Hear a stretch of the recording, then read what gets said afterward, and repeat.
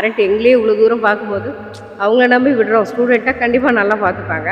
என்னோட பேரு அனிதா. என் பையன் பேரு ஜாய்சன். நாங்க திருநெல்வேலியிலேருந்து வந்திருக்கோம். கேம்பஸ்ல இருந்து ஹாஸ்பிட்டல் விசிட் போனோம். காலேஜ் விசிட் போனோம்.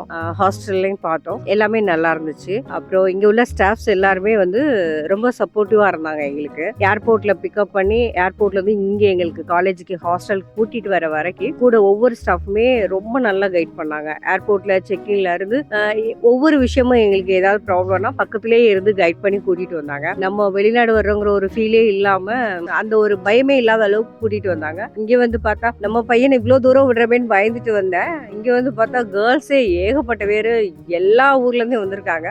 அப்ப நம்ம பசங்களுக்கு வந்து ஃபாரின்ல வந்து படிக்கிறங்கிற ஒரு ஃபீலே இல்லாத அளவுக்கு இருக்கு. அதனால தைரியமா இங்க விடலாம். ஒண்ணுல என் பையனை ஃபர்ஸ்ட் டே விட்டுட்டு நான் தனியா உட்காந்து அழுதுட்டு இருந்தேன்.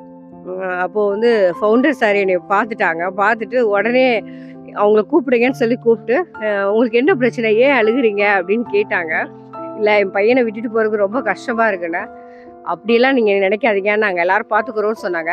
நான் தனியா தான் உட்கார்ந்து அழுதேன். அத கூட அவங்க நோட் பண்ணிட்டு கூப்பிட்டு ரொம்ப கேரிங்கா பேசுனாங்க. அவங்க கிட்ட பேசின பிறகு எனக்கு ஒரு ஒரு கான்ஃபிடென்ட் வந்துச்சு. சரி நம்ம பையன் இங்க சேஃபா இருப்பான். எல்லா பிள்ளைங்களுமே ரொம்ப கேர் பண்ணி பார்த்துக்கிறாங்க. பேரண்ட் எங்களே இவ்வளோ தூரம் பார்க்கும்போது அவங்கள நம்பி விடுறோம். ஸ்டூடெண்ட்டா கண்டிப்பா நல்லா பார்த்துப்பாங்க. Thank you Airaa. Thank you so much.